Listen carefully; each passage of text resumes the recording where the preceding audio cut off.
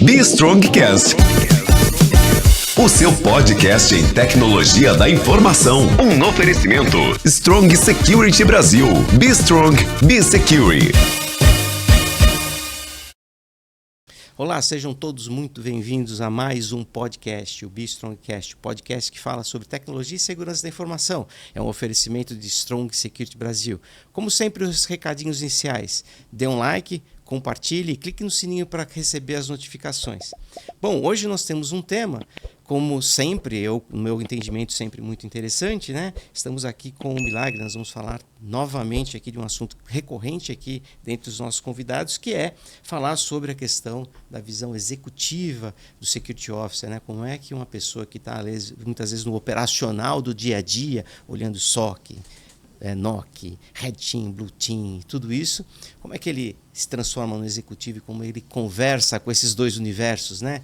Um executivo, que é a empresa, o negócio, e como é que ele faz isso acontecer no mundo, lá nos bastidores, né? Então hoje aqui a gente vai estar de novo cobrindo esse assunto com uma pessoa aqui que tem bastante experiência nesse cenário, que é o Milagres, né? Milagres, seja muito bem-vindo aqui. A gente aqui tem um processo de que a gente gosta de que a pessoa conte um pouquinho da sua história profissional, né? Nos conte aí como é que você chegou onde chegou, então, onde nasceu, onde viveu, né? O que comeu ao longo desse tempo todo, né? Como é que está essa situação toda. Então, conta um pouco para a gente. Bem-vindo, Milagres. Aí. Muito obrigado, Dario, pelo convite. Muito especial poder estar aqui com vocês, podendo compartilhar um pouco dessa experiência. Bom, sou natural de São Paulo. Né? Tive uma carreira muito voltada à tecnologia, mas antes disso fui até atleta profissional, bartender, entregador de pizza, então tive aí fiz minhas correrias, vamos dizer assim, mas há muitos anos já na tecnologia, muito focada na parte de cyber. Fui no começo da minha carreira Red Team, Pentester, foi aí que eu aprofundei meu lado técnico e depois comecei a ter a missão de como é que eu traduzo isso para a maior parte da população, vamos dizer assim, né? Explicar o que é um teste de invasão. Já é complexo para a maioria das pessoas.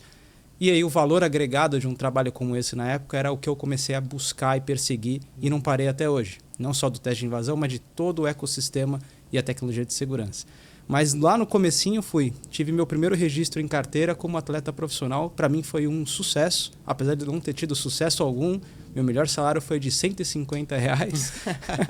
Não trouxe nenhum tipo de benefício, mas trouxe muito aprendizado. Até falo isso muito para a galera, principalmente os mais novos. O esporte te ensina muita coisa e tudo traduzido para o cenário corporativo de maneira muito simplificada, né? Te deixa mais rápido, te deixa mais cascudo, aquele sentimento de time, o que é lealdade, o que é perseguir, o que é sucesso na realidade, que nem sempre é o que as pessoas pensam, verdade. Né? Dinheiro, não. Sucesso às vezes é você simplesmente atingir aquilo que você planejou. Conseguir completar a prova, né? Mas você é atleta de que... Eu fui de futebol. Futebol. Eu joguei desde os 7 anos. Parei, meu joelho falou, chega com 19. Mas tive uma pequena carreira no Juventus, passei pelo Corinthians, Guarani de Campinas, depois...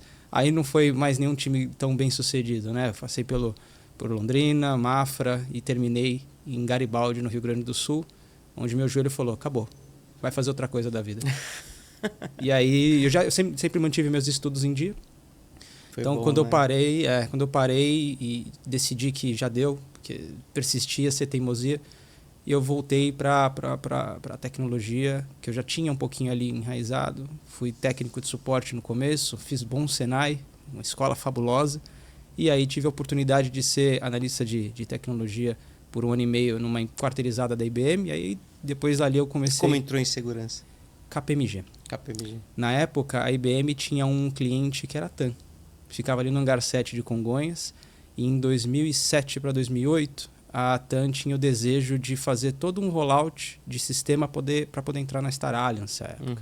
Então, check-in, check-out, tudo ia mudar. E aí nós tínhamos a IBM, KPMG, salvo engano, Accenture à época, grandes empresas para uma missão, transformar tudo em menos de 1 ano. Desafiador, absurdo, por isso as grandes marcas. E aí eu conheci a KPMG ali, os executivos e o pessoal lidando com segurança dessa transformação e eu lidando com a implementação, coisas até correlatas. Aí quando eu conheci os caras, como é que funciona? E eles me convidaram para ir para lá dei alguns passinhos para trás do nível hierárquico, que sinceramente é algo que não era tão relevante assim para minha época. Eu queria Você aprender. pegou o banco, você ficou no banco alguns jogos, né? Fiquei no banco alguns jogos, com certeza. Né? Entrei júnior, né? É normal. E ali eu aprendi o que era a tecnologia de segurança da informação, né? O aprender a construir para destruir, né? Isso era muito importante. Então, um desenvolvedor, uma engenharia de software que trabalha para construir, a gente entende isso e fala assim, tá, como é que eu consigo... É o engenheiro que olha e fala assim, cara, aqui tem uma oportunidade. E aí eu desci bem no BitByte nessa época e a KPMG me deu uma carreira em cyber que eu não parei até hoje. Então, que legal. E hoje você, se você puder revelar, claro, por onde você passou aí, o que você fez e onde você está hoje? Claro. Não, minha história passa pela KPMG, depois eu tive um sabático, eu falo que é um real sabático, não foi férias. Fiquei 1 ano e meio no Canadá justamente para aprender o que é empreendedorismo tecnológico. Então eu queria ver isso, eu já queria falar com uma pessoa e aí vem os desafios, né? O que é um CEO, né? Então, na minha cabeça, o CEO era o CEO, um cara mais experiente e tal. Lá você conhece o CEO de 20 anos, rodando 20 milhões por mês e você fica chocado com o mindset do cara. Eu queria aprender isso. Queria aprender a gerir times de alta performance, então fiquei 1 ano e meio lá como bartender. Então, assim, foi sabático, eu não queria lidar com tecnologia naquela época. Voltei para a KPMG ainda, fiquei mais 1 ano e pouquinho. E aí eu fui para a Ernest com um desafio fantástico, né, de reorganizar a parte de consultoria de cyber aqui no Brasil, com um time que já estava lá muito bom. Fiquei 3 anos e aí um dos meus clientes convidou para ir, que era a Porto, na época. Em 2019 eu fui para lá com o desafio de formar uma área de riscos cibernéticos, uma segunda linha de defesa, uma área mais tática e menos operacional. Fui sozinho, então a gente formou a área lá. À época veio a LGPD, como bom consultor, dá esse negócio aí que eu cuido. Então, todo mundo na época, com aquela confusão, assumi isso para toda a holding. E aí, em 2021, salvo engano, a vertical financeira da Porto, que é o Porto Bank, fez um convite para formar área de segurança voltada para a vertical de banco. E nós fizemos isso. E aí, depois, agora na Porto, saí, queria trabalhar de novo numa empresa realmente de tecnologia, voltada para um outro universo. E aí, hoje eu estou na Eduz e também estou fazendo mentorias para empresas de médio e pequeno porte, que às vezes não tem ainda o momento de contratar um CISO, contratar um executivo. E aí, quando você consegue ajudar eles pontualmente, eles começam a alavancar seus produtos sem expor eles ou expor os clientes que eles têm. Então, que legal, muito bom. Bacana, obrigado aí, parabéns pela trajetória, muito bacana, isso para inspirar o pessoal, né? Eu sou repetitivo até nos nossos podcasts, quem acompanha vê isso, que eu sou repetitivo. E a gente comentou isso no nosso briefing, né? Cara, segurança da informação não é só Red Team, não é ser pentester. É um bom começo, é legal, mas tem muita coisa para fazer. E com esse meu comentário, eu queria que você falasse um pouco sobre isso. Você veio daí, você falou que você veio por aí, você conseguiu vislumbrar aí ou por referências externas, ou por uma intuição sua, ou por desejo de seguir outros caminhos na sua profissão. Conta um pouco dessa sua visão que você transformou a sua carreira, ou levou a sua carreira, e como você vê isso dentro do dia a dia como um CISO hoje da Eduz. Como é que você vê isso? Perfeito. Eu teve um momento, que foi um pouco antes desse sabático, que eu queria participar das mesas de decisão. Então, só que não dá para chegar numa mesa de decisão e falar de SQL Injection. Não dá para falar de top 10 OASP, né? Você perde em 15 segundos o público, né? E eu queria entender como falar com o público. Eu queria literalmente traduzir o BitByte para boas tomadas de decisões, executivas ou pessoais até, né? Hoje, quando a gente fala de 2FA nas redes sociais, na época falar 2FA era confuso. E hoje qualquer rede social tem para sua própria proteção pessoal. E aí eu fui buscar entender o que é administrar uma empresa, justamente fora do país. O que é a segurança inerente ao dia a dia da companhia e não como um departamento, não como uma área, mais um silo na empresa. E aí quando eu vi isso acontecendo, principalmente em empresas de tecnologia, primeiro eu fiquei chocado. É possível. Então todo mundo, em vez de falar e defender o seu ponto de vista como certo, o ponto de vista principal é o sucesso do cliente dentro do nosso produto. Muda tudo você pensar assim. Então, ao invés de eu colocar a minha estrutura no centro, como às vezes eu percebia na consultoria que muita área faz, a infraestrutura defende seu ponto. O jurídico defende seu ponto. O produto defende seu ponto. Mas peraí, cadê o cliente? Cadê a jornada digital de oferta do produto para ele? Ah, mas eu sou parte. Ah, eu sou outra parte. Aí você começa a ver que um dos grandes ameaças corporativas são os silos e as dificuldades de comunicação. Como é que a gente junta a narrativa e coloca de fato quem manda na companhia no centro? Que é o cliente. Sem cliente não tem empresa. Não importa. Tira o cliente da jornada. É ali que está a razão da existência da Coloca empresa. ali no centro. Então aí você começa a observar que existem métodos simples de aquisição de um cliente, engajamento, que é o que a rede social faz hoje. Deixar a pessoa ali é engajamento contínuo. Recuperar um cliente, ou seja, o ciclo de vida desse cliente. Então você já começa a colocar mais uma jornada em volta. Quais são as jornadas de oferta para encantar, engajar, recuperar?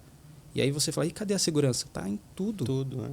Ela tá. Como é que se você vai colocar o seu cadastro para gerar um lead e o cliente se sente inseguro, ele não termina. E aí você vai tendo uma jornada de interrupção. Se você oferta a segurança que ele perceba, e assim, é uma percepção sutil. É aquilo que você faz e fala assim, eu estou me sentindo bem inserindo meus dados aqui. Você já vê que, beleza, tudo vai acontecer e segurança não vai ser nem blocker e nem viabilizador. Ele simplesmente vai ser parte inerente do contexto. Então, eu comecei a pensar que a segurança tem que passar a viabilizar. É a primeira palavra de uma discussão, com qualquer interlocutor da companhia. E depois disso é como? Qual que é o grande desafio aqui? Com o cliente no centro, ao invés de você ficar ouvindo os diferentes pontos de vista de todo mundo que quer estar certo, a gente coloca o cliente no centro, a gente começa a viabilizar as coisas com segurança e experiências adequadas. Nagres, deu certo? Deu. Deu porque você quebra um pouco o achômetro e coloca um impacto real na vida de quem traz uma receita real para a companhia. E a narrativa com os executivos fica mais fácil, porque a gente começa a falar de P&L. A gente começa a falar de sucesso nas vendas. A gente começa a falar de insucesso do engajamento, que no final reverbera no P&L. Então, internamente, o que a gente passou a fazer é, eu não vou mais falar de SOC. Isso é como eu faço. Eu vou falar do resultado de valor que todo esse conjunto da obra gera para o cliente, para a jornada e para o P&L. E começou a ajudar muito a, primeiro, participar das mesas que eu queria na época, apanhar, porque tem pontos de vista que a gente não conhecia da administração e faz todo sentido, mas ao mesmo tempo ser mais convidado para essas mesas. E aí, de fato, é aquilo que, como consequência do valor agregado, a gente consegue fazer. E não forçando. A gente força no sentido, e aí minha opinião, segurança tem que ser parte. Carro anda sem freio, só não para. Freio tem que ser parte se você quiser. Se você não quiser, ele vai andar do mesmo jeito. O que eu quero dizer com isso? O produto anda sem segurança. Ele só fica inseguro, vulnerável e impacta a vida do cliente. Mas ele funciona. As consequências disso... Enormes. Mas ele funciona. Diferente de você falar assim, poxa, tirar a roda. Até sem motor o carro anda. Empurra joga na ele ladeira abaixo. Só que também não para sem freio. Então, o que a gente passou a pensar? Executivo, você tem um sonho, eu vou te ajudar. E eu vou entrar no carro com você. Se você falar que ele não tem que ter freio, eu só vou te falar que a gente tem que ter um ambiente controlado e andar numa velocidade extremamente reduzida, em linha reta. E a gente empurra e vai. Essa é a velocidade de negócio que a gente quer? Não, eu quero mais rápido. Então, e aí você começa a... Só que olha que interessante, não é um não dá para fazer. A primeira frase não dá, você já perde o interlocutor. Dá. Tem algumas condições para a gente sair vivo disso. Só isso.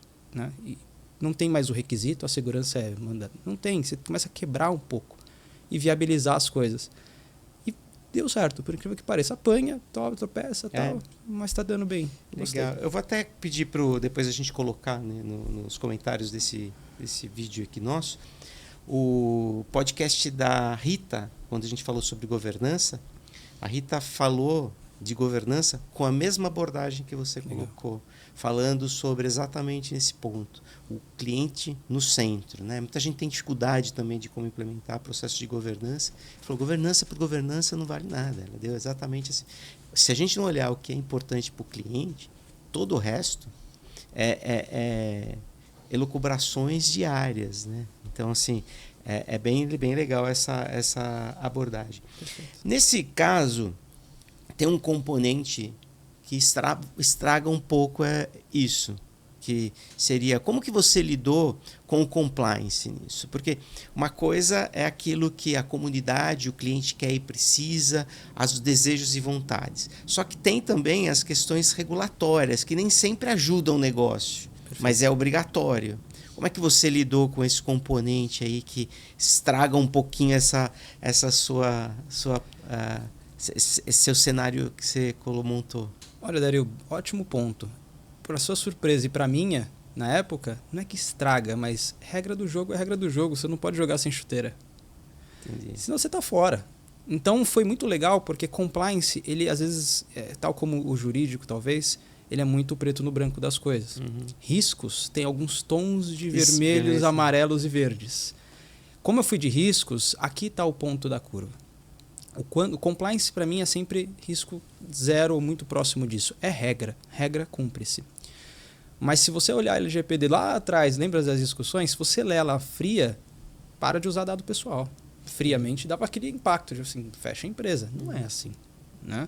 Você, como coloca os tons de riscos, as variações que você pode ter, você flutua ali de formas a interpretar e poder prover uma boa oferta. A compliance é igual, é na linha do risco.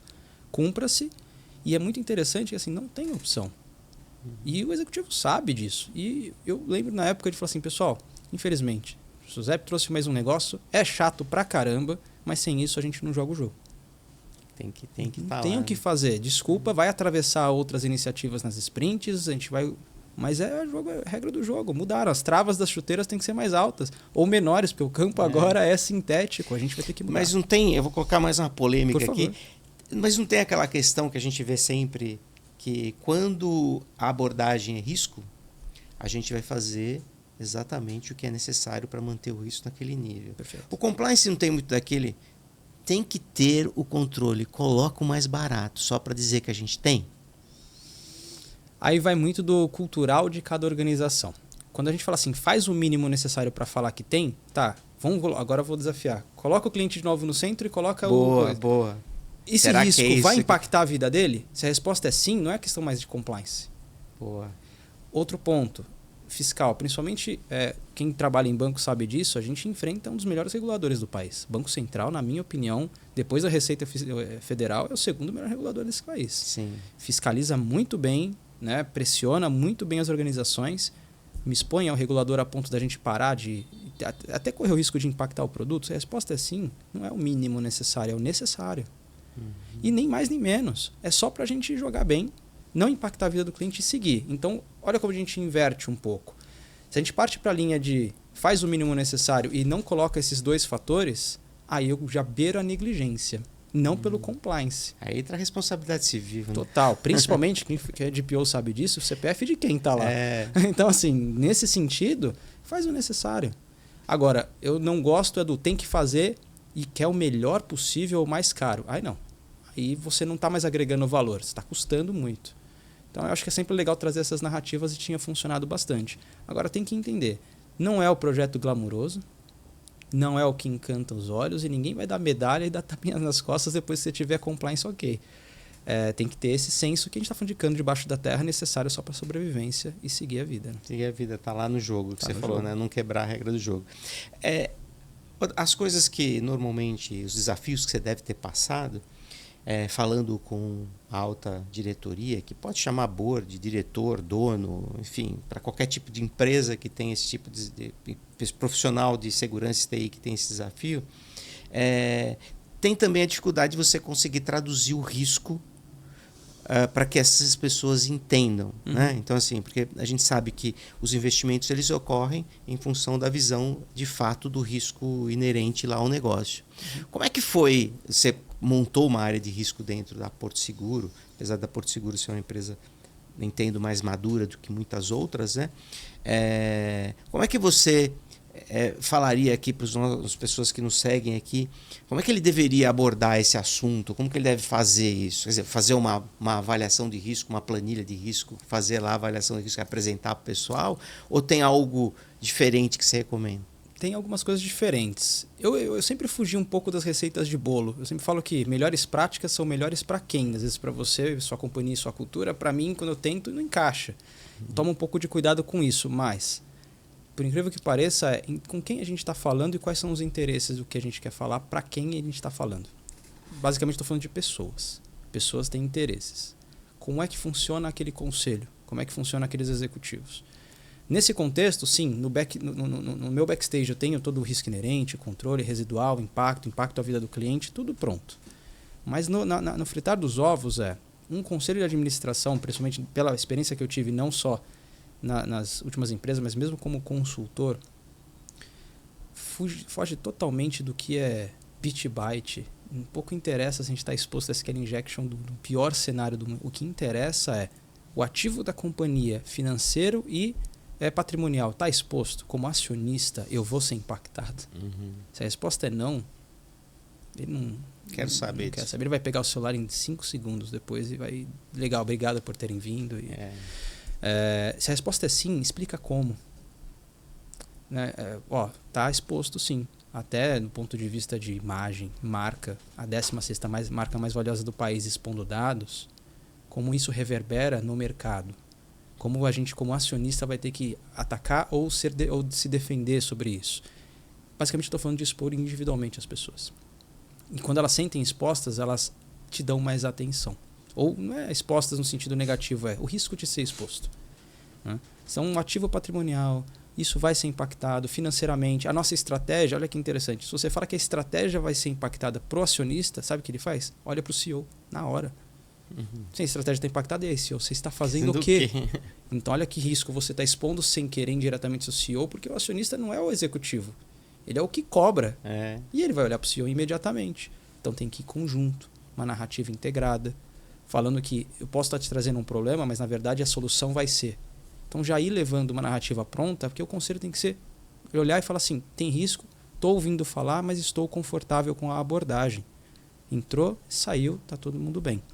Agora, quando a gente quer mostrar muito, né, e às vezes até indo em linhas como nós temos 10 mil vulnerabilidades oriundas do scan automatizado, cara, o conselho vai olhar, beleza, trouxeram um assunto, virou ata, mas foi um pouco, na minha opinião, para inglês ver, porque ninguém entendeu, todo mundo deu um sorriso e concordou, não veio nenhuma pergunta.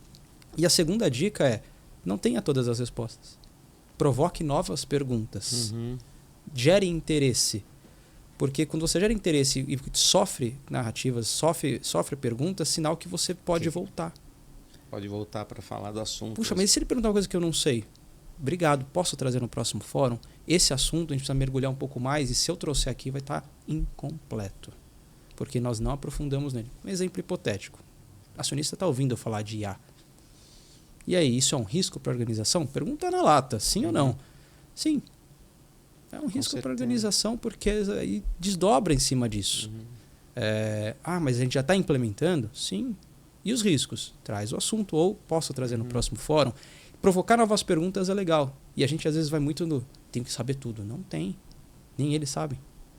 Tem muita coisa que não tem resposta. Não tem. E aí quando desce para o diretor, para a linha executiva, aí já vai uma narrativa um pouquinho mais ativa, menos demonstrativa e mais operacional em algum grau. Do tipo... eles são os executivos, eles executam coisas, os impactos dos produtos, se a gente seguir nesse caminho, o churn da companhia está caindo porque a gente está impactando a vida do cliente, a gente colocou, 5 camadas de segurança, eles estão desistindo de fazer uma transação, isso está impactando o churn. Difícil, eu raramente vejo segurança falar de churn, ou seja, clientes que estão saindo da empresa, desistindo de fazer negócios conosco, porque ou a gente colocou o antifraude mais tunado do que deveria... Ou simplesmente a gente está com um timeout muito alongado. Olha que interessante. E isso impacta o quê? Churn não é o timeout. Timeout é a causa. Os clientes estão saindo, desistindo da jornada. Eles não querem ficar conosco porque o concorrente está mais rápido. Essa narrativa começa a ser interessante. Isso é mais tático. É um desafio grande isso, né? Porque ao mesmo tempo que você tem que facilitar a vida do cliente, você precisa colocar no nível de risco que a empresa tem lá como apetite, né? Então, assim, é um trade-off... É bem interessante isso, né? Exatamente. É o risco versus a experiência. Só que é interessante que a gente vê às vezes muito isso como um conflito. E na verdade não, as coisas são entrelaçadas. Hoje quando a gente olha, por exemplo, uma biometria que leva experiência e segurança, nada mais foi do que uma solução de segurança que leva experiência. Olha que fantástico. Isso deixou as coisas mais fluidas, mas não deixaram elas mais inseguras, até o contrário. Esse tipo de solução, né, hoje é óbvio a biometria. Mas pensa uma discussão biométrica, 10 anos atrás.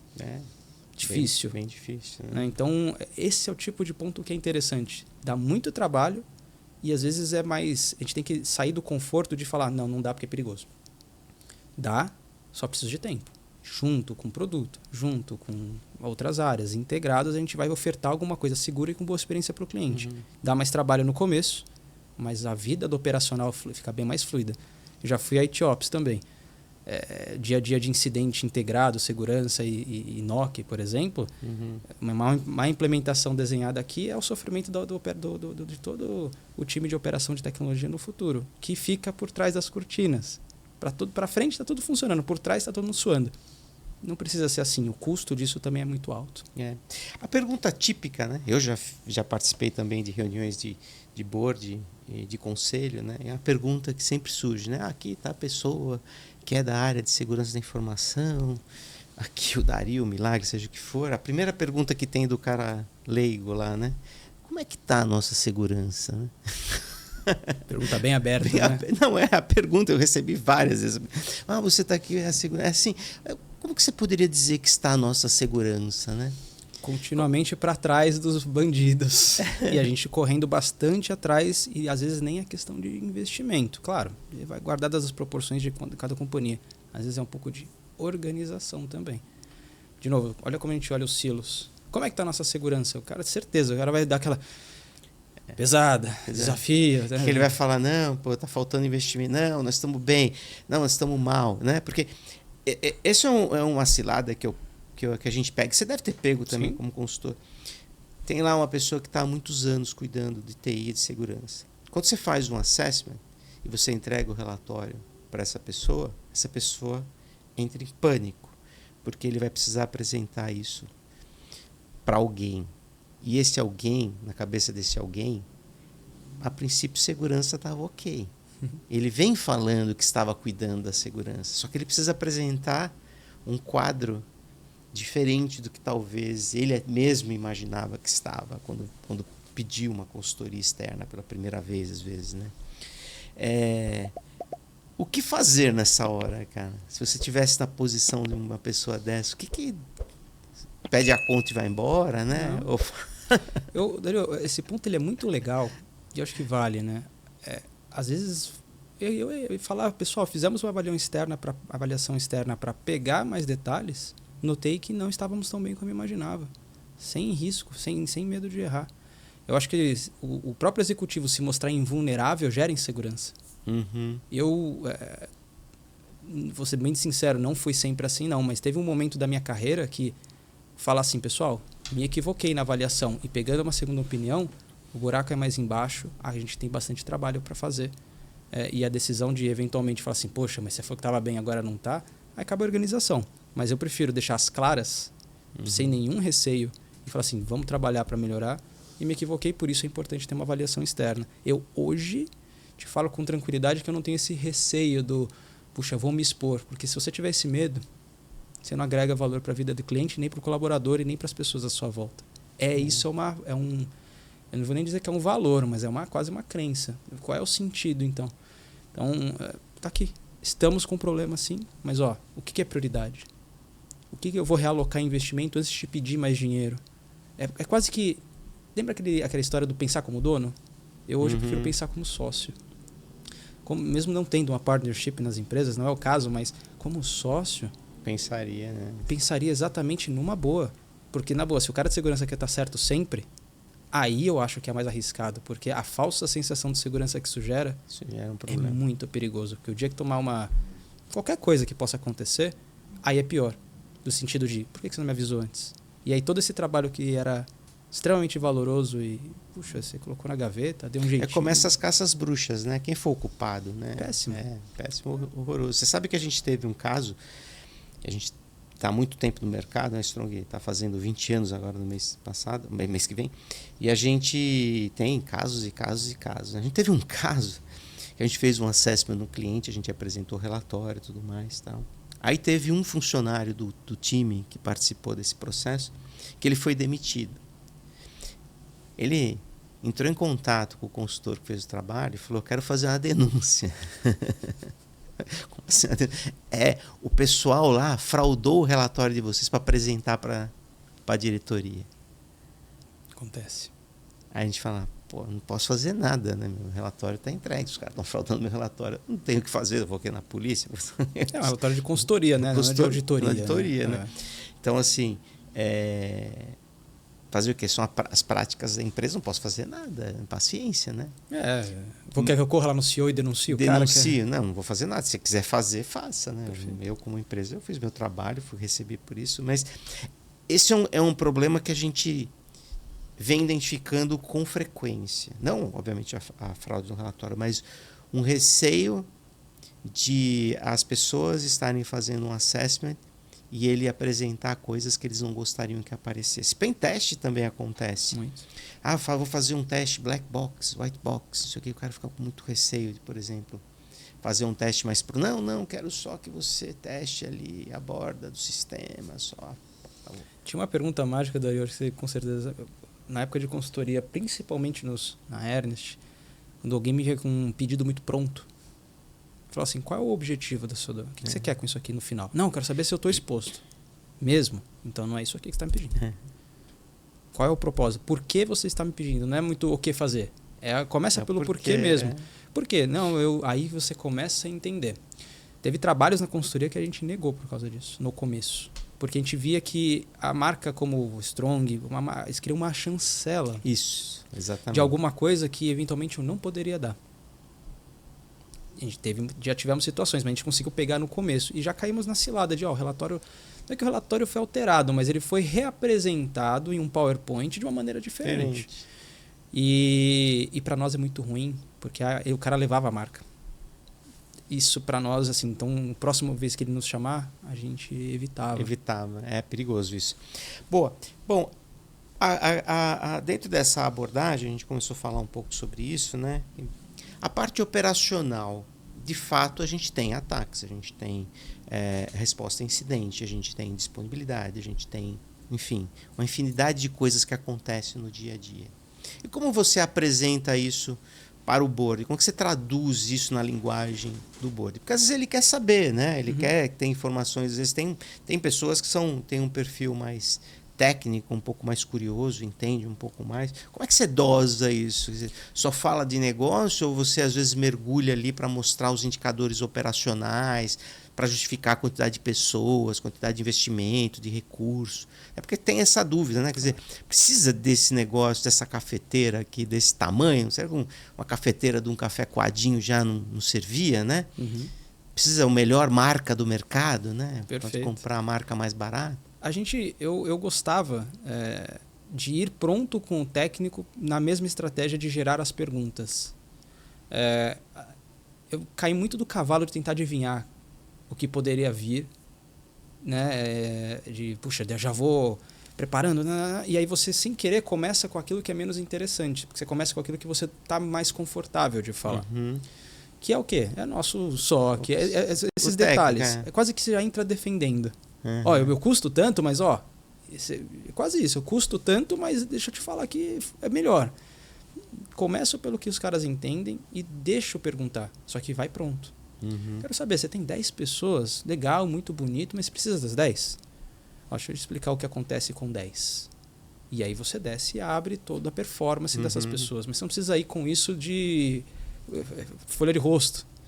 Então, eu gostava muito de levar aquilo que eles já entendem, narrativas que eles já estavam habituados e falar como eu agregava valor ou mesmo podia impactar aquilo. E deixava as perguntas virem. Desci lá, vi uma galera trabalhando, precisa de tudo isso. Vi no orçamento aqui, no próprio PNL, a linha de custo de segurança. Só que raramente acontecia essa pergunta porque você já começou com o valor. A pergunta podia vir se precisava de uma tecnologia tão parruda. E aí você apresentava o estudo que chegou a ela, na hora ou depois, se você não estivesse pronto e está tudo bem também. Então eu preferia começar com uma linguagem da linha do que eles já entendem e daquilo que, aí vai de executivo para executivo, já está meio habituado a ver e deixava ele vir com perguntas tentando pegar, que é normal acontecer, pegar por surpresa. E tudo bem. Agora, ir defensivo é o pior cenário. A gente sabe que aqui é uma narrativa simples. Quer ajudar a receita de um produto? Eficiência. Eu tive uma oportunidade, uma passagem recente, que foi muito legal quando a gente estava montando a sala integrada de performance e monitoria. Por trás era um SOC, NOC, fraude, tudo que a gente já conhece, mas na visão primária era tudo integrado e impactava. E mostrava eventuais impactos, a gente queria ter as respostas dentro do cliente no centro, as jornadas e tudo que estava por trás delas, né? Independente de que áreas eram. E quando a gente montou, para mim também era um piloto, nunca tinha feito a integração com tanta estrutura, com tantas áreas, focado no cliente, focado nas jornadas. Então, querer pedir uma estrutura belíssima de monitoria, caro. A sala da NASA. A sala da NASA. Na verdade, o processo precisava funcionar e os alertas, os dashes, tinham coisas que precisavam funcionar. Bom, posso fazer? Pode, mas cuidado com o dinheiro. Você tem 0. Começa a partir daí. Qualquer coisa acima de 0 é caro. Tranquilo. Aí, agradeço até assistente do CEO na época, ajudou. Cara, comecei a caçar televisor no prédio que não estava sendo utilizado. Eu quero, é meu. Reaproveitamos mesas. A única coisa que a gente gastou foi nas divisórias e drywalls. Lembro até hoje, custou R$23 mil. Caro, era tudo acima de 0, mas do que poderia ser? Claro, foi nada. Né? Montamos. Começou a funcionar, começou a pegar impacto de vendas por quem estava com timeout elevado, começou a pegar impacto de jornada do cliente porque a regra de fraude estava maior, começou a recusar cliente por crédito, sendo que a gente não precisava recusar aquele... Olha o que a gente começou a mostrar que interessante. Por trás, mas pela frente era o que o cara gostava de ver. Primeiro pedido, eu quero monitores aqui na linha executiva. Opa, quero ver isso de perto. Ver algumas coisas de perto, já gostei. Segundo, vou trazer o presidente do conselho para ver essa sala, só que eu quero ver antes. Quando ele desceu, ele viu as televisores de marcas distintas, todas do mesmo, a mesma polegada, mas ele olhou, marcas distintas, ele falou, não gastei, não, vou comprar televisão para quê? Um monte de televisão. Ele olhou, eu nunca mais vou esquecer essa frase. Ele falou, cara, a gente vai ter uma sala muito legal. Prometo para vocês. Porque a galera tava trabalhando e tal. Eu falei, cara, não esquenta a cabeça. Olha como inverteu.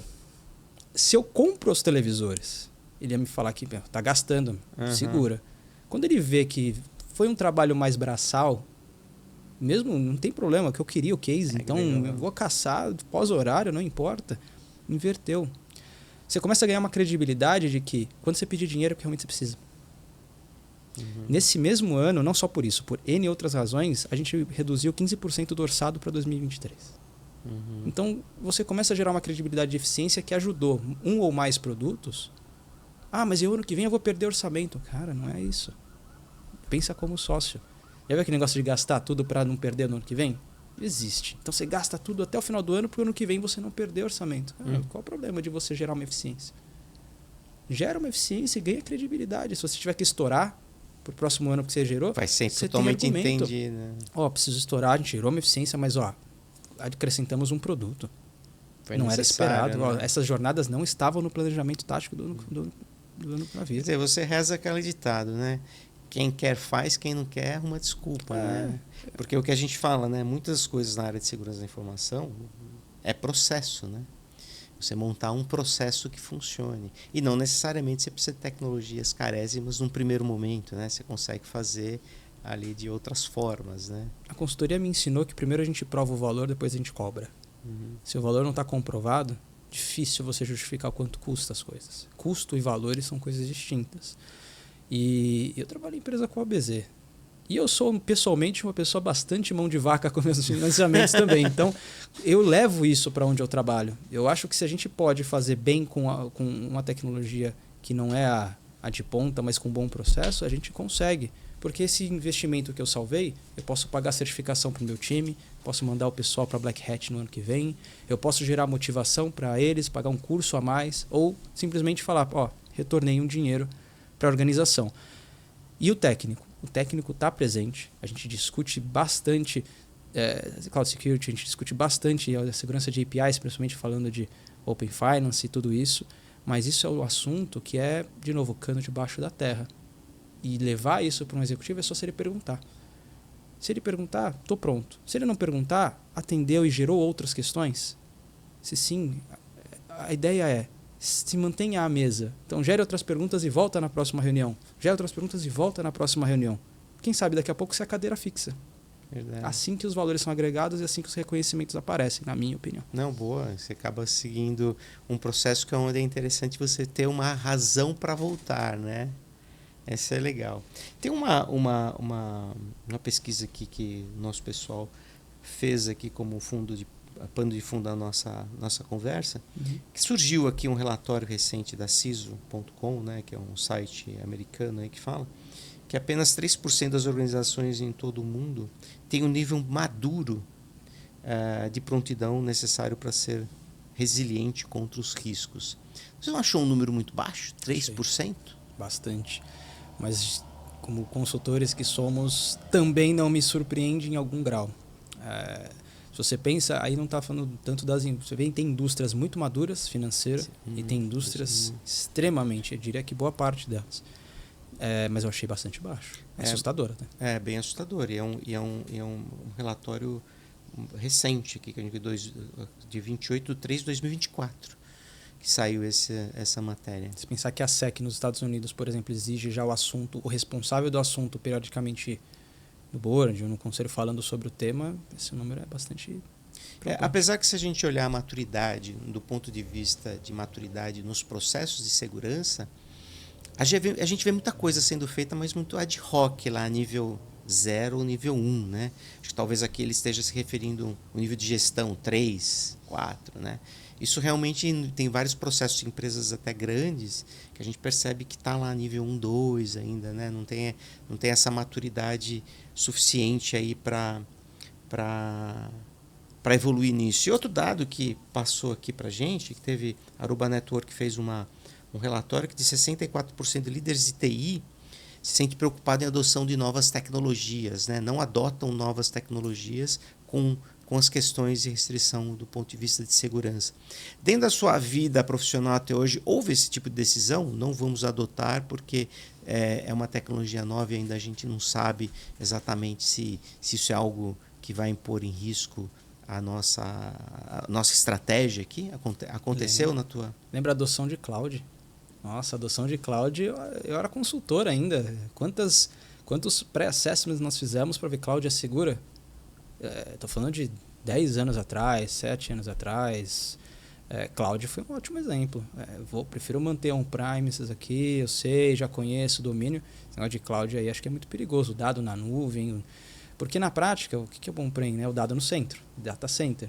E quando você vai para um ambiente desse, você está falando do dado fora do centro.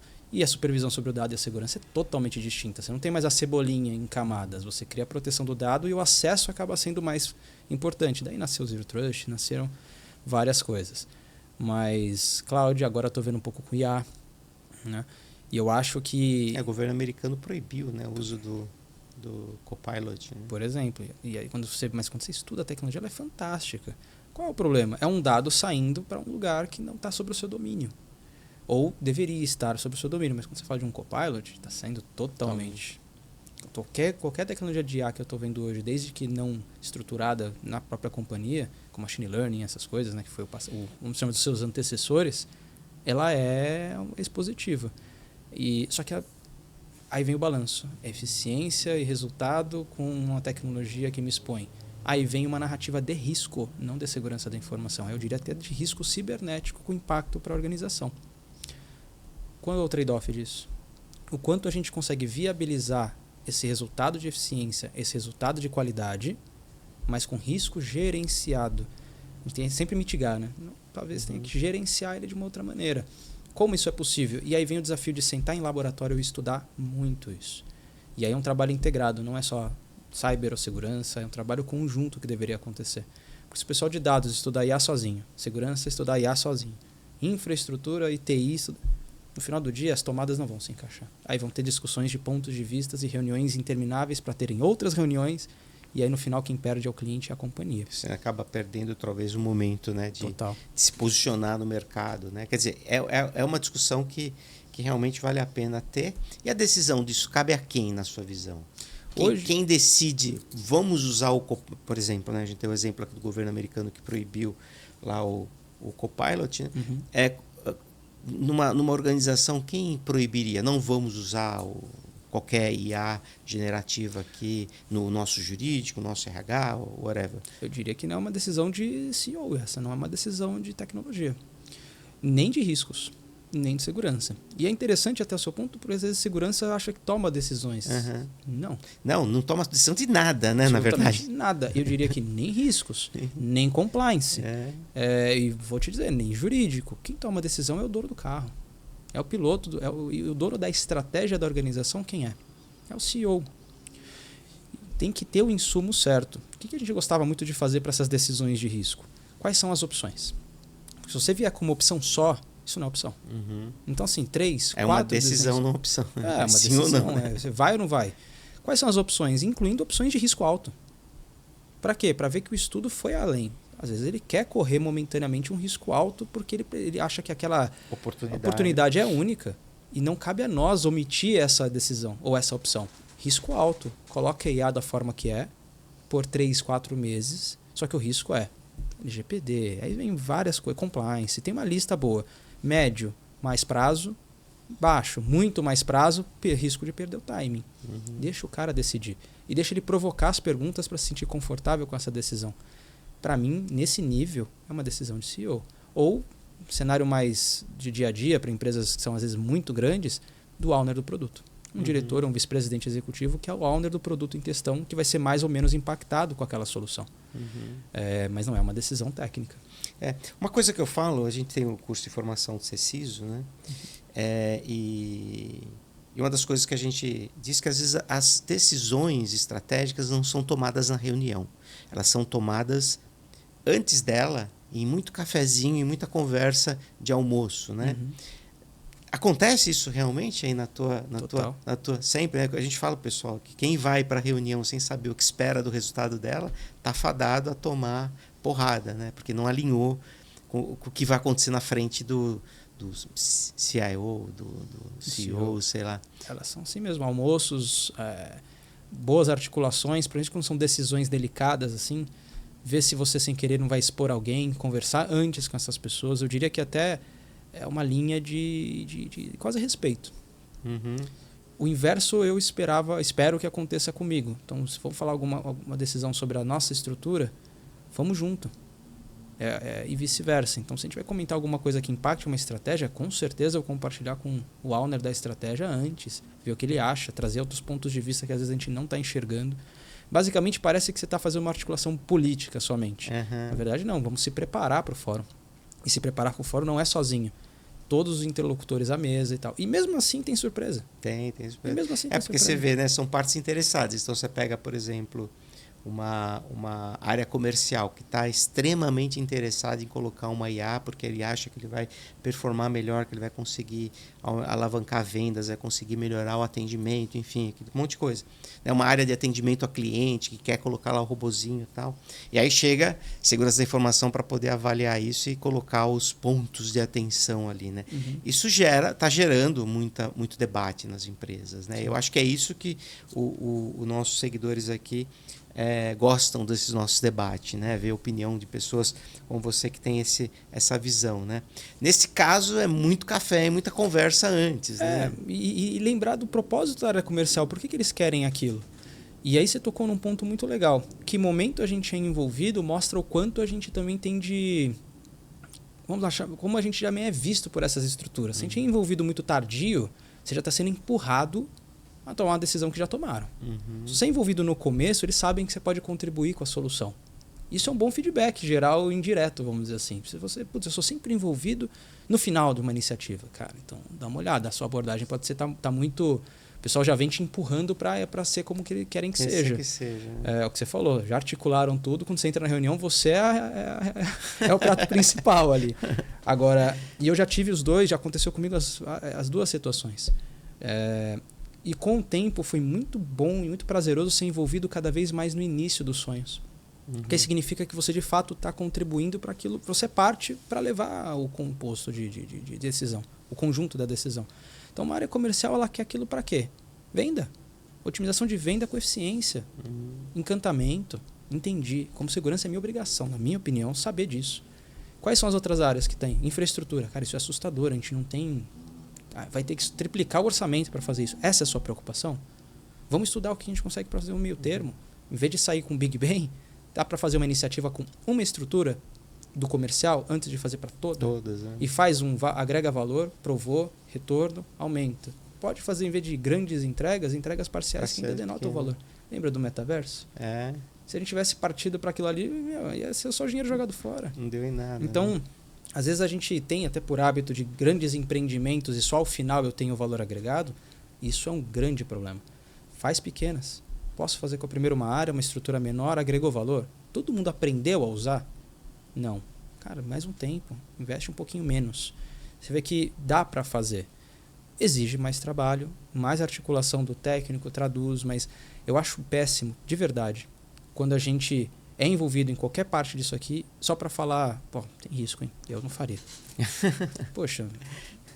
Você sabe que eu também, em vários podcasts, a gente já falou isso, eu falo para meus alunos, a área de segurança da informação é como você falou, ela habilita novos negócios. Né? O e-commerce só existe porque tem segurança. Uhum. O internet bank só existe porque tem segurança. Telemedicina, as conferências que a gente faz via Zoom, via tudo, só existe porque tem segurança. Porque se não existisse, a gente não iria conseguir ter essas funcionalidades em pé hoje. A gente estaria sempre sendo atacado com problemas, fraudes e tudo mais. Isso seria um negócio por si só falido desde o seu início. Né? E só existe porque sustentou, parou em pé. A segurança garante as transações, garante a autenticação, garante um monte de coisas. Né? Uhum. E eu acho que a IA, que é o nosso principal ponto de atenção aqui, de discussão nas empresas, ela entra no mesmo ponto. Como é que a segurança da informação vai fazer com que isso funcione, só que de uma forma minimamente segura, para não incorrer em problemas legais, né, que tem uma LGPD e questões de compliance, e colocar em risco toda uma operação de uma empresa por questão da adoção de uma tecnologia nova, talvez de uma forma incipiente ou prematura, ou sem o devido cuidado ou avaliação melhor. Né? Pensa na espionagem que isso pode favorecer, na espionagem interna. A gente já tem muito isso quando a gente tem muito layoff. Sempre quando eu olho o layoff, por exemplo, de empresas, eu falo, cara, quanta informação está sendo trocada agora, indo para um concorrente. Né? Nos Estados Unidos eles se preocupam mais com isso, aqui a gente é menos cuidadoso. Né? Menos cuidadoso. Agora, é perfeito o que você colocou, mas lembra o começo do e-commerce? Eu lembro bem, claro, não, colocou o cartão aí, perdeu o cartão, é fraude. É fraude. Porque nasceu sem considerar os aspectos de proteção e depois viu, opa, vai quebrar, vai ser ruim, a credibilidade já está queimada se a gente continuar persistindo. Hoje você vê os e-commerces com nível de segurança bancário, tanto que muitos têm seu próprio banquinho hoje. Né? Já criaram. Criaram ali um nível muito saudável. E Internet Banking, então, nem se fala. Mas eu lembro do Internet Banking também com 5 camadas de autenticação, só para identificar. Então você colocava a sua agência, sua conta, o cartãozinho, depois data de nascimento, e aí quando você entrava, você ainda tinha uma tokenização para autorizar a sua transação, que era ou cartão ou o token digital. A experiência é péssima na época, mas era o que tinha. Era o que tinha. Hoje, você faz uma transação com 3 cliques. 3 cliquezinhos já faz. Com mais segurança, mas com mais experiência. Então, exigiu um laboratório de estudo, e que eu sempre falo para quem é mais jovem, estudo técnico, tem a base, mas nunca esqueça da habilidade de se comunicar e articular. Isso vai diferenciar uma carreira. Eu tenho certeza disso. Não só articular... quantos gênios a gente conheceu que era difícil compreender o que eles falavam. E quantas pessoas que às vezes eram claras no que falava sem a base técnica e fundamentada, que é muito ruim também. Fala-se super bem. Então, assim, no começo tem o técnico. Você vai ter que discutir, vai ter que montar, estruturar, planejar e arquitetar. Mas se o valor não foi explicado de forma clara, toda essa genialidade vai ficar no laboratório. É curioso, né, a habilidade de um gestor, né, ou de um cara que está num nível de C-level. Ele tem que falar o técnico para baixo e o negócio para cima. Né? É uma habilidade que realmente para poucos.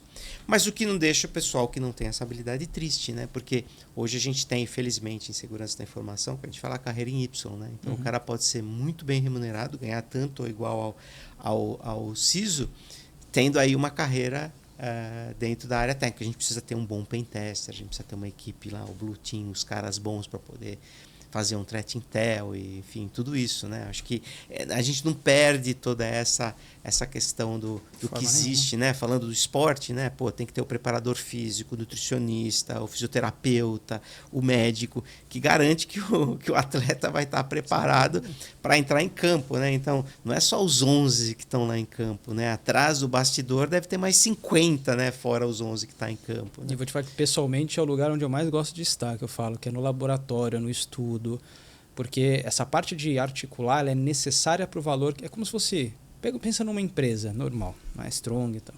Se você tem um valor muito grande e não consegue mostrar para ninguém, não tem valor. Não tem valor, é só uma... Ao mesmo tempo, e criar esse valor em laboratório, estudar com os grupos, para mim sempre foi a melhor parte. Primeiro, o clima é interessante, as conversas são outro. Eu gostei muito, gosto ainda. Agora, você tem que levar, e não necessariamente o grupo inteiro tem. É o que você falou muito bem, a carreira em Y, head de engenharia hoje ganha igual ou mais do que o executivo.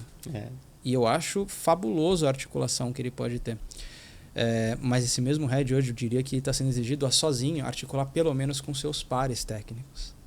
Não dá para ele ficar também defendendo só o seu. Ele tem que entender o técnico do cara do head de engenharia de software, do head de engenharia de plataforma, que também tem pontos de vista essenciais para o funcionamento daquilo.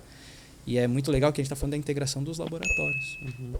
E é algo que, particularmente, acho que vai fazer toda a diferença onde você tem uma área de tecnologia muito cilada. Poxa, coloca o SRE para discutir. De SRE sobe um engenheiro de plataforma para discutir com um engenheiro de segurança. Você vai ver que quanta coisa legal você cria junto. Com eficiência, sem dobrar custo. Agora, quando faz separado, acaba de você ter 3 CIEMs na companhia com propostas diferentes. É engraçado, já vi isso acontecer. Tem 3 CIEMs. Não, mas é que engenheiro de plataforma gosta mais de um e o outro gosta mais do outro. Cara, o resultado final disso é custo. É uma tradução dificultada. Eu gosto de provocar a integração e eu vou te falar, os caras às vezes olham pro outro e falam assim, você está fazendo isso, cara? Muito parecido. Principalmente os SREs com o pessoal de monitoria. Perfeito. Mas seu ponto é fundamental. E valorizar o pessoal de engenharia sempre foi... Não existe área sem...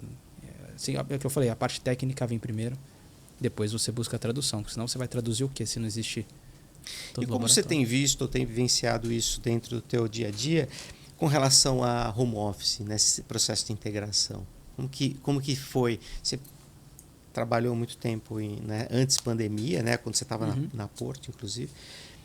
E, passamos por esse momento e agora nós estamos num momento todo mundo refletindo sobre isso, né, os ganhos e perdas com relação ao home office. Esse momento que a gente tem, que nem você está falando, cliente no centro, muita troca, muito aprendizado junto, integração, o home office você acha que estraga um pouco isso ou não? Particularmente não. Hoje, por exemplo, uma empresa de tecnologia que já tem mais isso cultural, o home office é natural. Porém, o home office ainda... E aí eu tenho que tocar um pouco na cultura do país. Nossos hábitos e trejeitos. Home office não é um benefício. Home office é um recurso, é uma ferramenta. Uma ferramenta que te permite ter um equilíbrio de eficiência com qualidade de vida, na minha opinião. Eu sempre acredito, principalmente nas engenharias, eu não acredito que ninguém sob forte pressão consegue criar algo de qualidade. Você precisa ter a cabeça um pouco mais livre para te dar soluções de qualidade. Qualquer criativo vai te falar isso sem pestanejar. O quanto hoje, principalmente nas grandes capitais, a gente proporciona isso, né? Se é uma ferramenta para alguns grupos, ou boa parte deles, que permite você ser mais criativo, ter mais qualidade da entrega além da de vida, é uma ferramenta extremamente útil, que nem todos estão preparados para usar. O pessoal ainda confunde home office com folga em alguns casos, e isso é desafiador para a performance de qualquer organização. E aí você acaba tendo que trazer para a companhia por causa disso. O que também não reflete em performance, tá? Que não quer dizer que o cara tá vai estar lá, vai estar performando. Esse é o grande ponto. Então, no final do dia, porque eu puxo muito para empresas de tecnologia e eu também vi isso muito fora. Não é o que você está fazendo, é o resultado que você gera, seja em casa, seja da praia, isso não importa.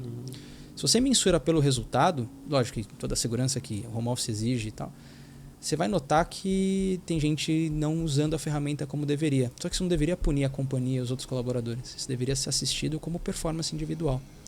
Então, se parte da premissa que a confiança vem primeiro e sim, o resultado gerado vem depois, não deveria ser uma discussão. Agora, tem um aspecto que o pessoal fala muito do cultural da organização. Tem que ser respeitado, mas com as pessoas na companhia, a cultura está sendo também exercitada? Ou o excesso de cafezinho também não está ajudando muito, né? Está distraindo. Então, eu acho que tem o home office visto como ferramenta dessa forma, ele é essencial, principalmente para grupos que trabalham com esse nível de eficiência. Agora, é inegável que quando você usa direitinho, a qualidade de vida versus o resultado que você gera com mais eficiência, ele é gigante. Ele é gigante. E eu não acho o home office 100% também. Eu acho que você tem que olhar para as pessoas e sentir. Tem reuniões, sendo bem sincero, que não dá para fazer remoto.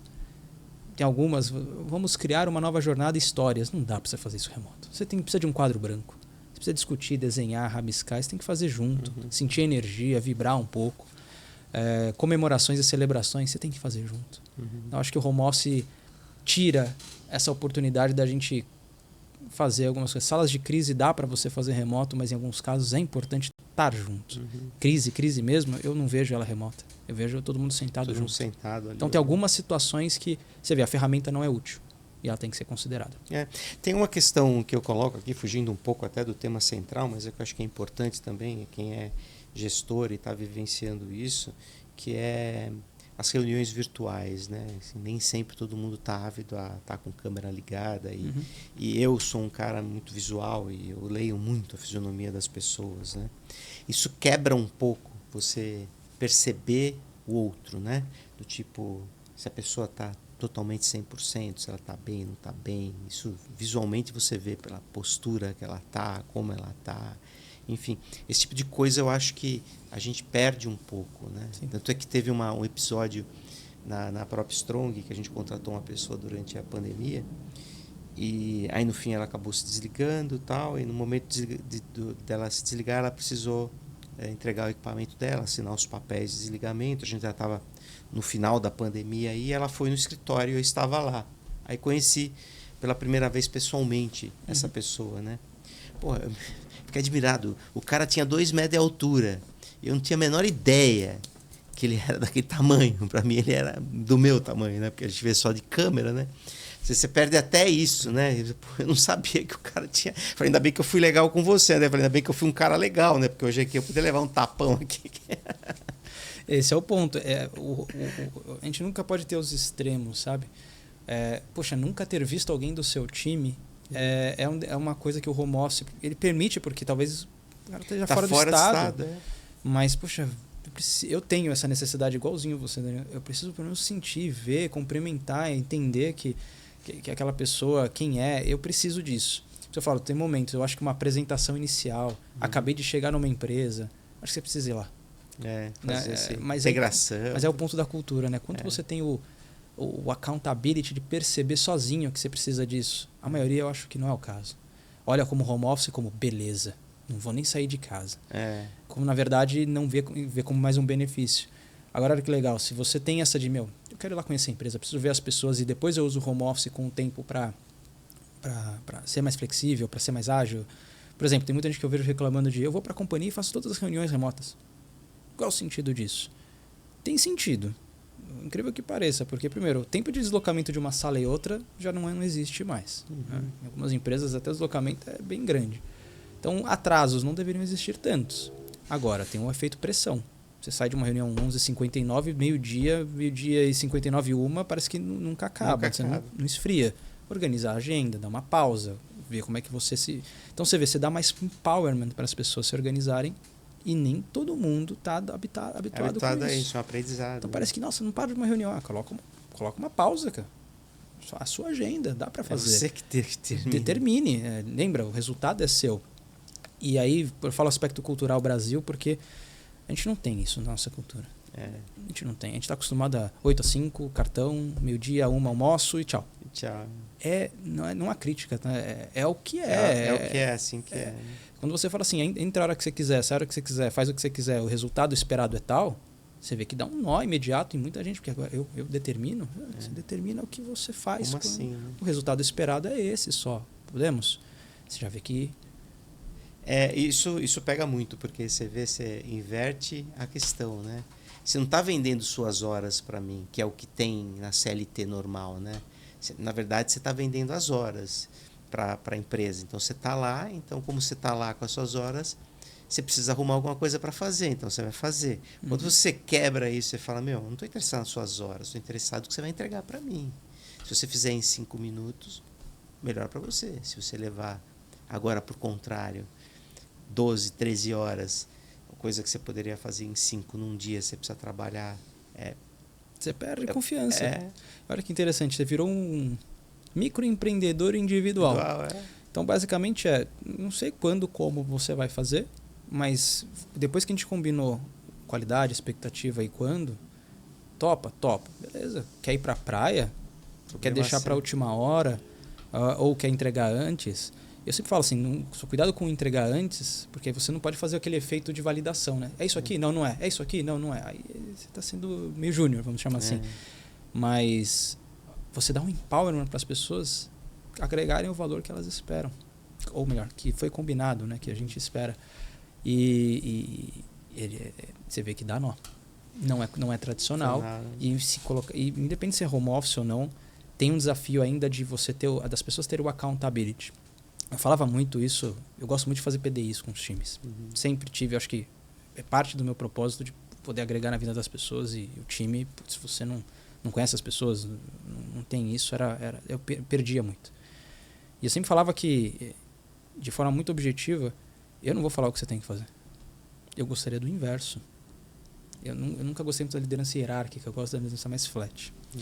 Então assim, poxa, o que você sugere? Eu não sei, você tem que me dizer, era comum eu ouvir isso. Mas não é você que vai me dizer o que eu tenho que fazer? Assim, vamos lá. Você quer um emprego ou você quer criar um case profissional, algo diferente? Eu quero o case. Assim, então você cria o case com base naquilo que você entendeu que é valor. Você estuda. A gente falou do esporte, né? A gente não treina nos 90 minutos do jogo, a gente treina a semana inteira para jogar domingo. Ou seja, das 8 às 5 é seus 90 minutos. É a hora do jogo. Mas você se preparou. Não, então me fala o que eu tenho que fazer. Você vê que porque é mais cômodo. E quando você exercita o empowerment nas pessoas e elas abraçam, o profissional muda radicalmente de postura.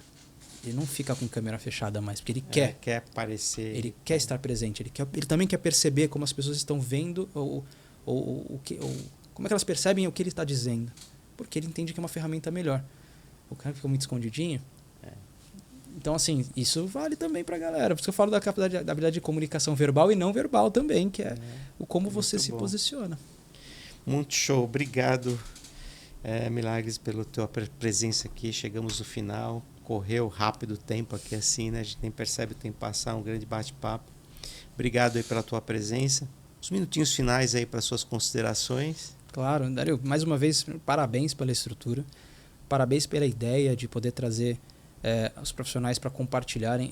A gente não teve isso no início de carreira. A gente não tinha a oportunidade de ouvir de outros profissionais como que a banda toca e se planejar e se preparar. O diferencial que isso leva para quem saber aproveitar vai ser tremendo. Então, primeiro esse parabéns. Espero ter compartilhado um pouco dessa história e ajudado muita gente, de novo, em linhas com o meu propósito. Obrigado pelo espaço e muito sucesso para vocês. Legal, obrigado pela tua brilhante participação. Acho que contribuiu muito, muito mesmo com o pessoal. Tua experiência é muito legal, empresas de grande porte, enfim, essa experiência de consultoria. Muito obrigado mesmo. Bom, pessoal, estamos encerrando aqui mais um podcast. Obrigado aí quem nos segue. Sempre compartilhem com os amigos, clique no sininho para receber a notificação, dá o like no vídeo, ele ganha mais relevância, ajuda a gente a manter o projeto no ar. Muito obrigado e até a próxima. Tchau, tchau. Be Strongcast, o seu podcast em tecnologia da informação. Um oferecimento Strong Security Brasil. Be Strong, Be Secure.